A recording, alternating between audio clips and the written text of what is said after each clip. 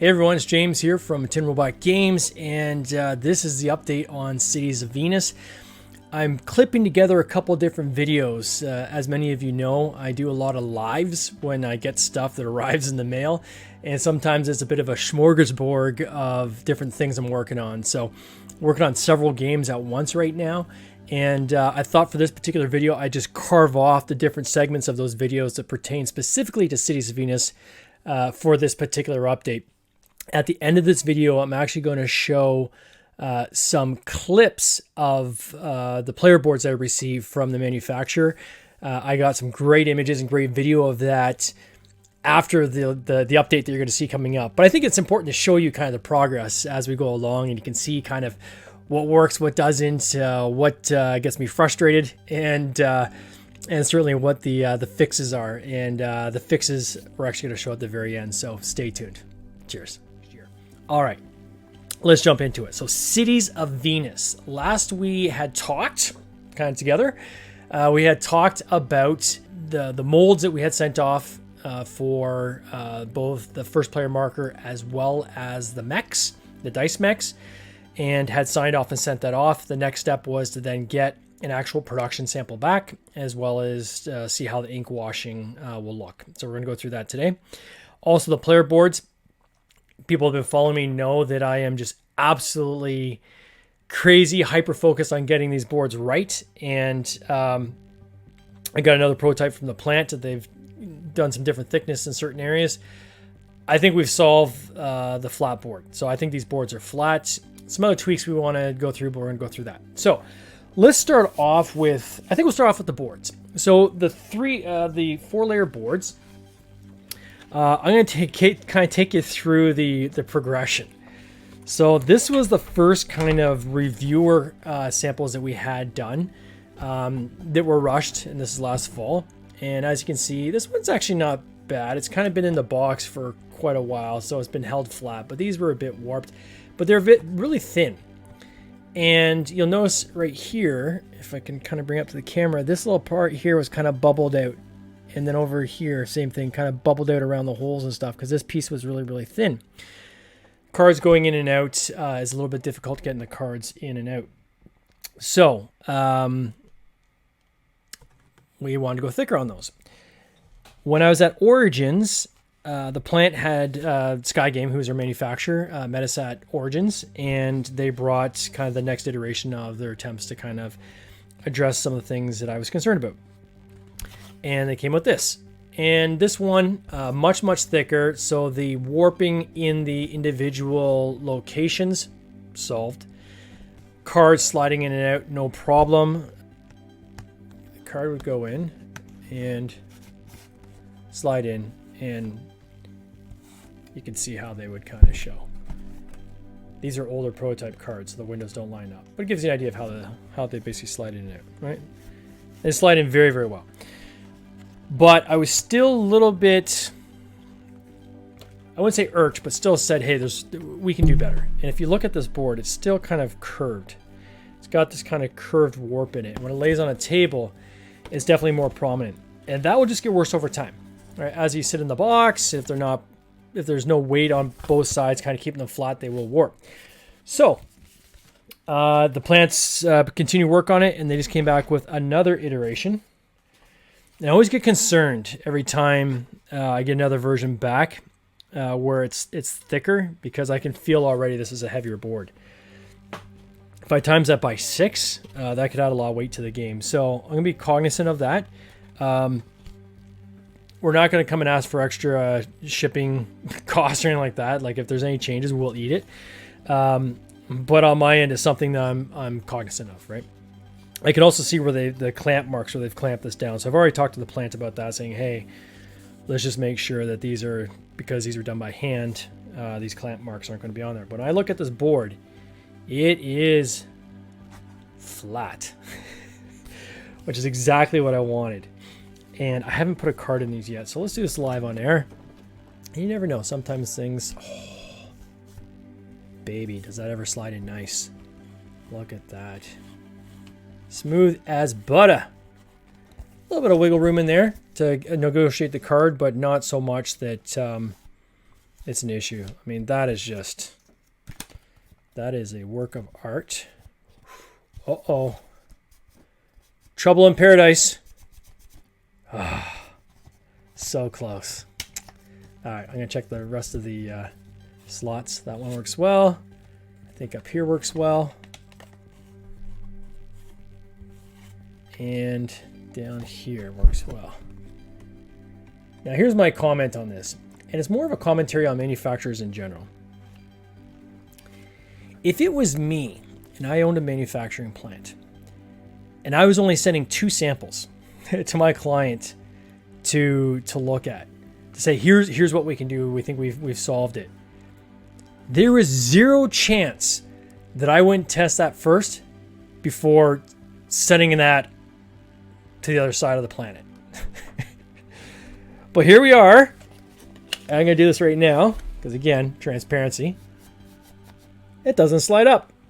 Oh, if I push it really hard, it does. But it shouldn't go like that. It should go smooth. That's a problem. Was there another one? Another one's over there. I'll test the other one later. But that's a no-go. And you would know that if you had tried it. So why wouldn't you try all of these before you sent it? This is what I don't understand. Sky Game, I absolutely love you, but this is why every single time I go through the entire process again and assume that it's the first time me looking at this, and assume that they have assumed nothing. Because I've been burnt so many times in the past, in manufacturing in general, and not even just board games, but other things I've manufactured, where you sign off on things and then you assume that the next increment is just going to improve on where you just were, and you don't have to revisit the things you had just already solved. That is a fatal flaw, and this is my advice to anybody that gets into the production side or the manufacturing side of their games. So instead of just designing, but actually want to produce your games, make sure that you don't make those assumptions, because you will get burnt. 100% of the time, you're going to get burnt because it's happened to me so many times on projects where everything's signed off, or like, okay, now can you change this other thing over here that has nothing to do with what we just changed? And some way in that change, that original thing that was supposed to be fixed is now broken again. Not super bad, but again, that should go up smooth. That shouldn't be, you shouldn't have to force that. So that'll be some of my feedback to them. The other thing too is they didn't use the new die lines I sent them, because we have added a window up here in the food, and we've also added a window here in the water. Down over, there's going to be a window here, because we have new abilities, new upgrades that are going to pertain to those 2 departments, and we've added a lot. So the next iteration they make, we're going to have to fix those and have those windows. I'm hoping, and I've asked them, I said, guys, I need samples for Essen. So I'm going to be in Germany in October, first week of October. Swing by our booth. We're in the second hall, I believe. Tin Robot Games, come check us out. Love to say hi. You can interact with this game yourself. And at that show, I want to have the newest version possible of these boards, if we can. And so I want to have those windows there. Also, if possible, and I know it's tough to do with like a hand sample. When you're doing 1 or 2 samples, it's very difficult to do linen finish. Linen finish is something you usually do at a full production level. So, but my intent is for these to be linen finish as well, just because I think that you're going to have to give up on a little bit of the fact that you'll have some glare coming off it with linen finish. However, I think that the wear and tear will be much better on them if they have linen finish. They'll just, they don't scuff as bad as if you don't have some kind of linen finish on there. But other than that, I think the boards, the thickness, and everything's solved. Now we just got to make sure just to fix that one thing of this card sliding up. I know what the issue is. It's how they glued it, because underneath here there's a layer with this little kind of slider under here that guides the card. So that's that game. So, Cities of Venus. We're getting there. Progression, folks. Still on track. Everything is moving along swimmingly the way we expected. Quite frankly, the minis is moved faster than I thought. So, my goal is to deliver this game early if I can. I've never been late on a campaign. Always been early. Either on time or early. And this one I want to be early. Okay, minis. 2 different minis we did. So I'm going to show you the original molds that I signed off on. So I signed off on, first, this is the mech, the dice mech. And these were, I always, like when I put the die in them, I found like it was a little loose, and I was like, these seem a little bit bigger than the initial molds we had. What I didn't understand is that when they do a proof of your mold, it is always about, I think it's like 4% bigger all the way around. What you do is when you go to the actual molds, then they create the case, and when the plastic goes on the inside, it gets down to the size it's supposed to be. That's the most eloquent I can be in explaining that. But anyways, so this is like 4% larger than the actual mech. They then created the actual size as models, and the first treatment of ink wash for us to sign off an ink wash. This is the ink washed mech mini. So if I put them side by each, you can see this one's just a straight gray plastic, standard gray plastic you have. This one is then gone through like an ink wash process.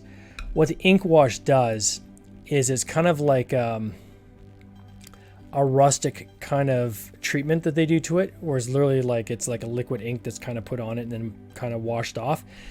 But the ink sticks in all those nooks and crannies and highlights all the details.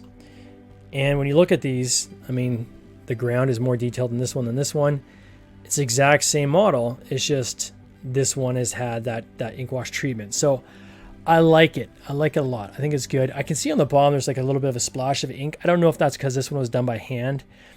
That's kind of some of the discussion I'll have. Not a big deal. That's on the bottom of the thing anyways, and it's not like that kind of wipes off. But I'll ask more the question of, hey, is that kind of standard or not? I'll talk to some other colleagues in the industry. But in terms of the ink wash itself, I think these look really good. So that one I'm happy with. Of course, again, as I just said, you want to double check, is everything okay? So I can't just assume that this is okay and it's going to fit the die. I actually physically put a die in it and say, okay, the die does actually fit. Okay, we're good. And it fits nicely. The next thing I do is I put the man in, right? Put the little V-knot in. Does he fit? He fits perfectly. So I do that to make sure that, again, you never know. You could assume you're just looking at the ink wash and then there's something wrong with the die, where the die goes in. You didn't double check that, you sign off, and guess what? That goes into production, and then it's my fault, not theirs, because I signed off. So I think we're in good shape on this one. The first player marker was like a wow. So this is the first player marker. And what I was explaining on one of our last videos, this is actually 3 pieces. So the claw holding the arm is 1 piece. This elbow is a piece. Actually, I think it's 4. I think this base is a piece, and then it kind of, or no, sorry, this is part of the main arm, and then it kind of plugs into this base. And then they fuse they assemble it and fuse the plastic at the plant level. So the first image they sent me, it was a little off kilter, it wasn't glued properly, and so my feedback on that was, that's not going to fly. That's got to be fixed. They went back and forth, they got that adjusted, so okay, we've solved that issue. Now here's the ink wash for you to look at. The ink wash, man, my God, does it look good. Look at that. Like the detail. See the hatch on that canister on the side? And all the little bolts in the arm and stuff. Like it just, the ink wash. Like I'm glad we did ink wash. It just, if I look excited, it's because I'm super excited. It just looks awesome. Like you wouldn't even need to paint this. This is good to go on the table. I know some people still paint it anyway, but man, does that look super awesome. And all the detail pops. Even on the front, there's that Cities of Venus glyph that's on the front there, right in between the claw. You can kind of see it there. That even shows up kind of better than it does here. So I'm super happy with the ink washes. So I'm going to sign off on the ink wash. Ink wash, I think we're good to go. I got that one question about that one little splash on the bottom of the mech. Other than that, minis are pretty much ready to go. And so the next step is to actually place the order. The challenge I have right now is when I place, I got to get the timing. And I think it takes like 12 weeks from when I pull the trigger on the manufacturing. But I'm nervous because I want to make sure I make enough, but I don't make too much, if that makes sense. Our late pledges have been going bananas. We've booked a lot of games in the late pledge, and it's still going. So I think what I might do is after Essen, because we're going to be showing this at Essen, and we'll have a lot of people probably late pledge there as well. That we will, I think at that point I'll have a good handle. Okay, what's the numbers going to be? Because that's kind of where the next big bump would be, I guess, in numbers that'll come in. Where then we can order the mechs, and we'll order these minis, and we'll order them for all the games, which is the 4-player and the 6-player games. Of course, the retail version, which hasn't been flushed out yet, but you got to think about these things ahead of time. But the retail version is not going to have the minis anyway, so won't really impact that. This is just for the Kickstarter exclusive backers. So very excited where we land on that. So we are right on track. Things are going well. Still working on the cards. We added a lot more cards than I had anticipated, which is a good thing for people getting the game, because the sheer amount of variety is there's a lot of variety there, especially in the events. Like every time you play the game is going to be a completely different set of events. Every time you play the game is going to be a completely different set of innovations you come across. We have some really cool ones. A lot of smart people have been kind of weighing in saying, hey, have you considered doing this, this, and this? And we've added a lot that we hadn't had in our list that we've added because it's a no-brainer. They make sense. So even Cuties of Venus, which came up during the campaign, we've worked that in, and it's kind of funny how we worked that in. So stay tuned for that as well. All right, so that is Cities of Venus. I think it makes sense to probably jump over to Time Splicers, since it's kind of part of the same universe. Time Splicers, we made a couple tweaks, and the biggest tweak we made, and if I can find them here, is we added another full era. So we had, we went to kind of the Singularity was kind of the last era. The Singularity is still the last era. But what we did is we added one era before that, which was Solar Expansion. I know I'm smiling because I'm excited. So for Solar Expansion, this is where the tie-in is, my friends. So think about this. This is like, there's the AI is chasing you through time. You're trying to keep the Singularity from happening. The AI is trying to stop you from doing that. It's a simple card game, so don't let me oversell this. But that's thematically what's happening. And that's the event on Earth, which causes us to lose contact with the cities on Venus, right? And that's what triggers the end game in the Cities of Venus, is you lose contact with Earth and you don't know why, right? So you have the last drop comes, and that's it. You're on your own. So Time Splicers is that event that happens on Earth. But to tie it in even better, we added Solar Expansion. And what is in Solar Expansion? It's pictures of the city of Venus.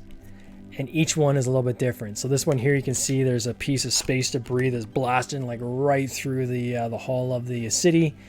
This one's just a typical day. Nothing's happening. This one here has a drop coming in from the left. This one has a drop coming in from the right. Again, in this game, for each era, the artwork looks a little bit different depending on the timeline you're in. We also had a lot of great feedback. And this is an example where sometimes getting feedback is tough.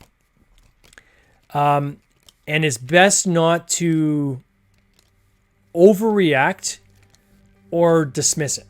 Right. So to give you an example, I was at a playtest night, and the way the feedback was delivered to me on Time Splicers was pretty blunt and didn't feel super good.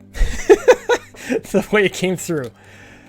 The person's comment was something to the effect of, why would you break the fundamental rules of game design in making this? Right. And so how you respond to that, and I've done a number of these now that I've got some pretty thick skin. So I usually take a breath. I got my notebook and piece of paper, and I say, well, what do you mean by that? I'm not sure I understand. Can you explain that in a different way? And they said, well, there's a dead hand, right? So we made an opportunity where we had, if you're in a before you could get stuck in a timeline, and then you're just collecting cards until you can finally get something that gets you out, and it's possible you can't get out of that timeline. And you can't collapse timelines if you can't get into another timeline where you have the cards to kind of match that timeline. So we had this mechanic we introduced where you jump out into kind of the portal that you've kind of spawned from, And that's kind of like this nexus out there that connects with all timelines. And you go there and you have to cook. It costs you a turn to go there. You have to wait a turn there, pick up a card. And then on your next turn, you get to come back. So what the person was getting at is, having a dead turn. A turn where you're just kind of waiting, doing nothing. Didn't come across in the most eloquent way. However, I wrote it down. I said, okay, thanks. Thank you for the feedback. And that's always should be the response when somebody gives you feedback. Thank you for your feedback. Let me think on it. I want to digest this a bit. Let you get away and kind of and think about it, right? And think about what did they mean by that, or what, is there something there? And I thought a lot about it, and she was right. She was right. And when I was able to strip it back and say, okay, what is she getting at in here, and how can I adjust this so that it makes the play enjoyable and it feels like the pacing is moving along and they still have some agency there. So we did a minor tweak, which was, okay, you can still jump out of your timeline into the Nexus, right? And I actually might call it the Nexus. That's actually a great title. I'm going to write that down. Into the Nexus. And then on your next turn, you can jump into a timeline right away. And you still pick up 2 cards, but you're not cooking a turn. So before, you're cooking a turn to kind of pick up these cards, but it was unnecessary for you to have to cook a turn. Now you can just jump out, and then on your next, when your turn again, you can jump back into wherever you want. And the penalty is you take 2 cards. And in some cases, you may want to take those 2 cards as a strategy to get kind of the combinations that you're trying to get. So, fun little story, but we created this Nexus card that will also be off to the side of the board that you can jump out into and then back. Another thing we had from GameCrafter, quite frankly, as a placeholder, was these ginormous meeples.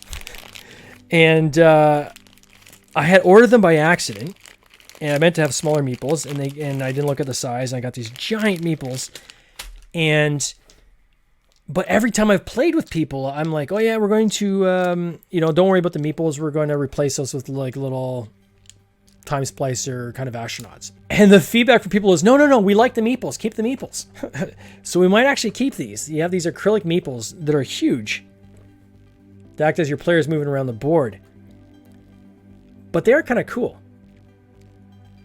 And I think what I'll do is, before we get to production on this, we'll probably put that out to a vote to get people's thoughts.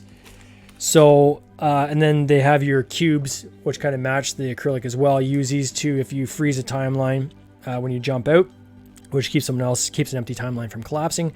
You can kind of mark that it was you that did that, because when you come back in, then it automatically unfreezes.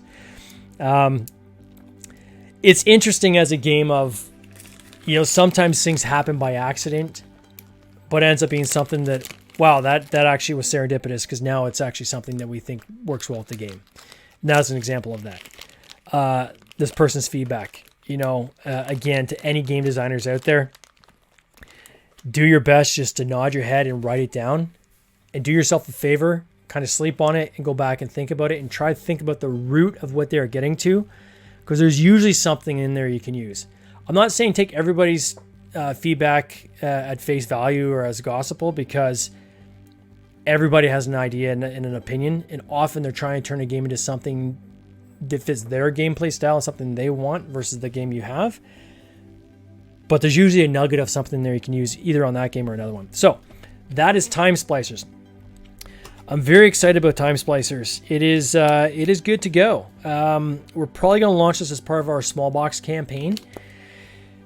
Again, full disclosure, we got AI art in this one. It's got, well, you're thinking there's 52 cards. There's 52 pieces of art in this game. Like, every card is different. So it is impossible to do that through commissioned art. There's no way this game would not lose a pile of money if we try to do art that way. So we may have to just suck it up and say, hey guys, full disclosure, this has AI art in it. If you guys want to still enjoy this game, understanding that, then here it is. Otherwise, if you don't support that, that's totally cool too.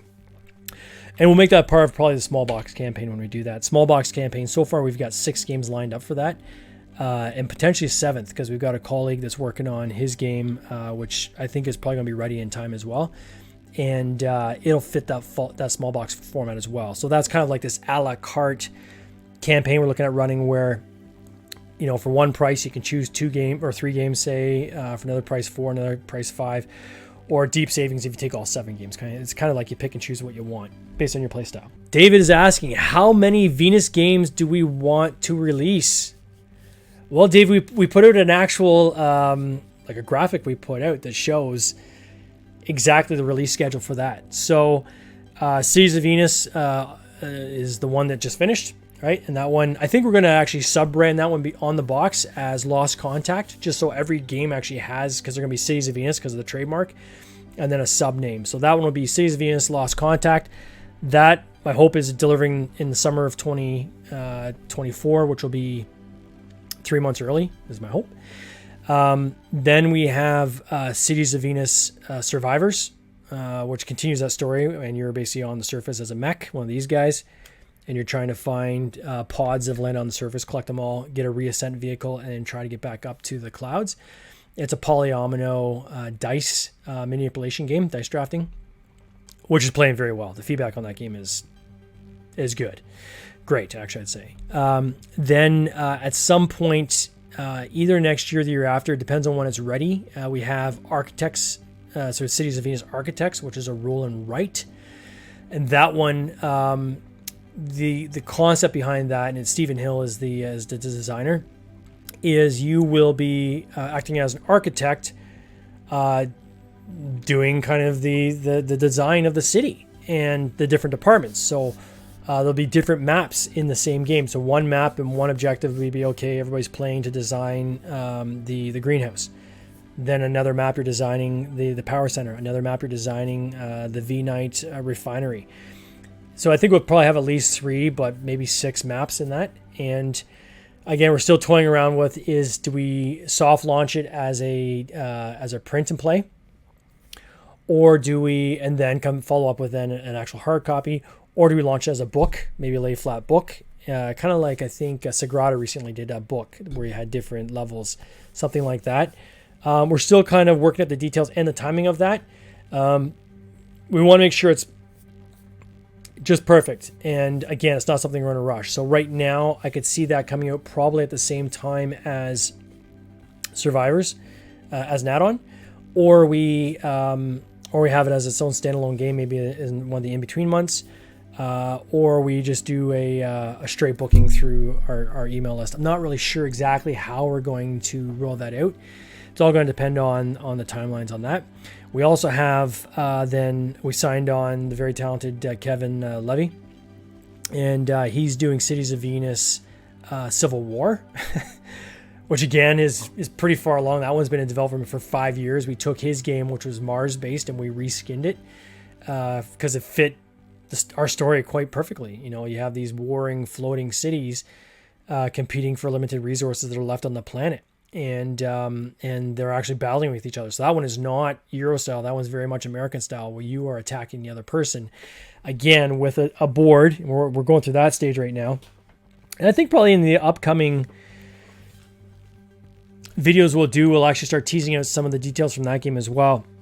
But we'll have boards in that game as well, where you're actually slotting in your upgrades on how, like your increased thrusters, increased mining capability, different weapons that you can use to try to take out your opponents. And he's done a lot of great work on that game. It is cool.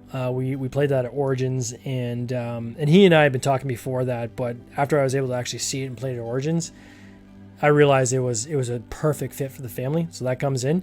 And then the last one is, last one so far, I'll say, you never know, we could keep going with the story, is Time Splicers, which again is not technically on Venus, but it's part of that universe because it's the event that happened that caused us to lose contact. So, and that one, again, the timing on that one, I'm not fully certain on. It'll probably, as I said, probably be part of the small box campaign because it's a small card box.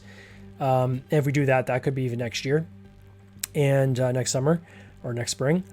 And then the intent is when we get to the kind of final game, so Cities of Venus Civil War, is there'll be a big box that we'll have for that all the games will kind of fit into. And I think that'd be kind of cool to have it on a shelf to actually see the whole series. And that's the story as it is right now. But we I do strongly believe there's opportunity for this story to go out across graphic novels. I could see other type of game iterations with this. The one thing we promise we won't do is we won't repeat mechanics, so to speak. So the idea is that if you are ever playing a Cities of Venus, for lack of a word, campaign, so if you're having a Cities of Venus night where you're saying, okay guys, let's play these in chronological order in the universal timeline of like where they fit in the story, that game is, or that night is a night where you've played very different standalone games, but all part of the same story. And I think that'd be kind of cool, right? So you start off playing a roll and write, then you move to playing kind of this worker allocation placement resource gathering game we have, which is the core Cities of Venus game. Or maybe before you do that, you do you start off the architects, then into the Cities of Venus. Maybe right after that you go to time splicers, then you hop over to the survivors, then you go into playing Civil War at the end of the night, and that spans across like 8 hours. Like that would be kind of cool. I think that'd be fun.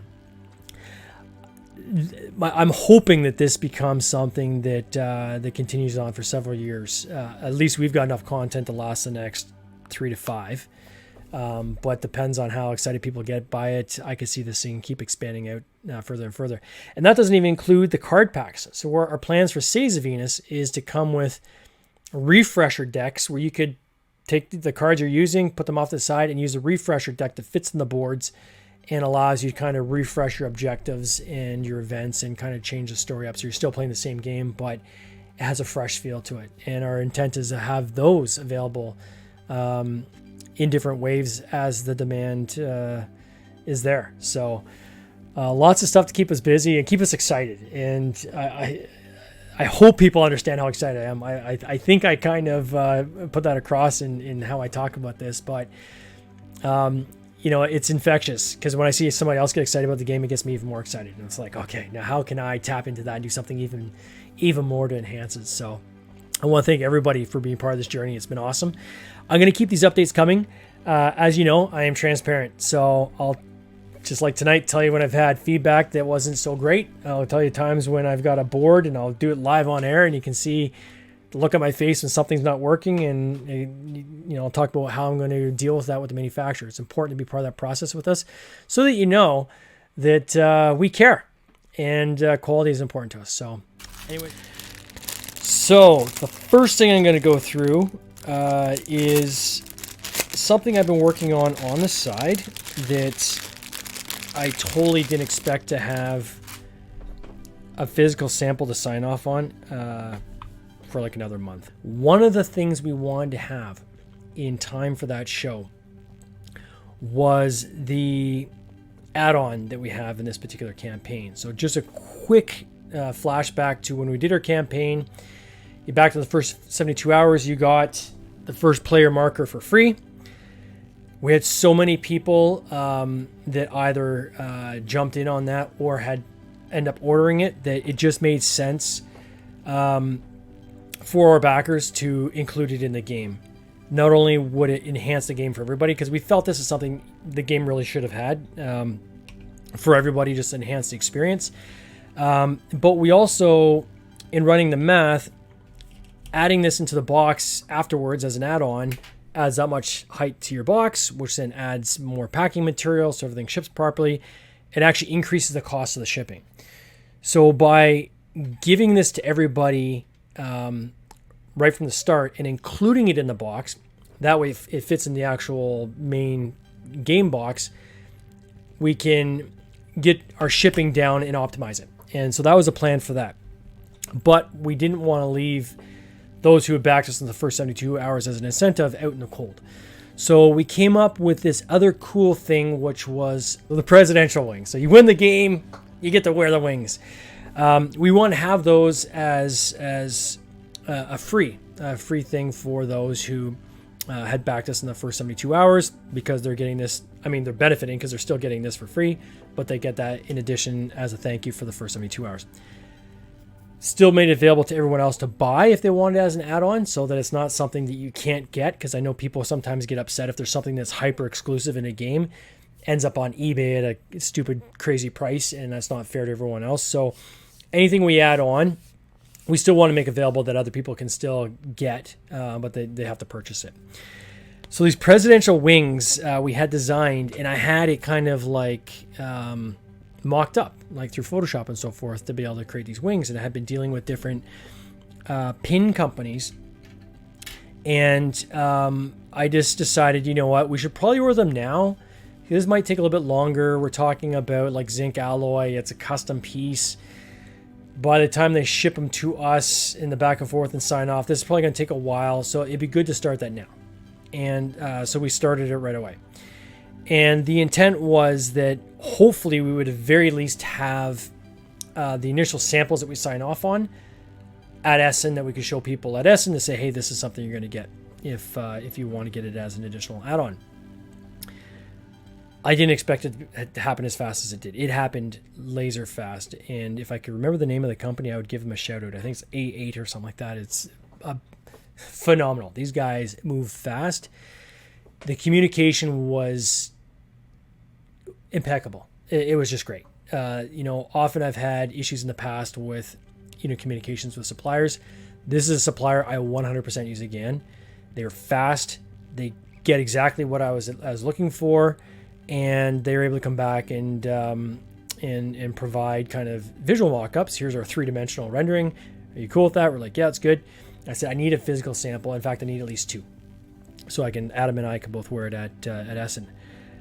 So today at my door, guess what arrived? The presidential wings. So let me just hold this out here. Like this. Let me see if I can get that on camera. There we are. All 3-dimensional zinc alloy. So it's brass and then plated in zinc alloy. We didn't do enamel in here. This is actually a UV print. It's a different technology. And the reason we did that is because then this can be, the actual glyph, the Cities of Venus glyph, can be raised.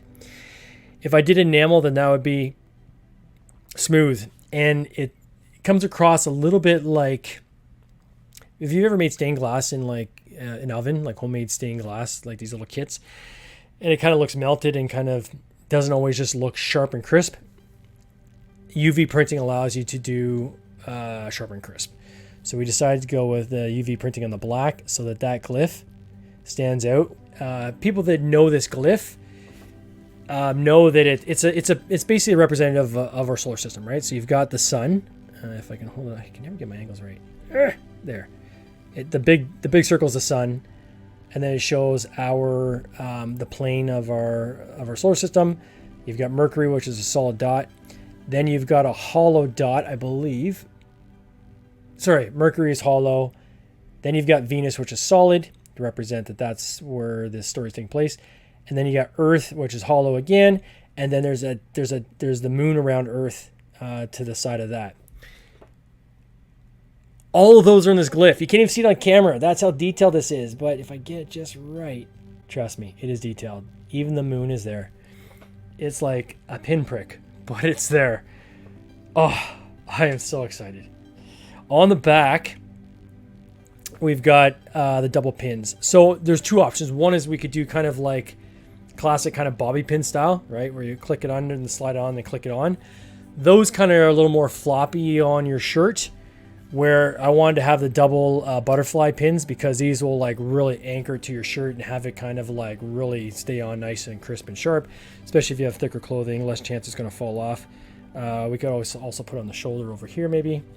So we'll figure out where we're going to wear our presidential wings, but both Adam and I are going to be wearing the presidential wings. I was thinking about going a little bit larger, but I think if you go too big, then it becomes a little obnoxious.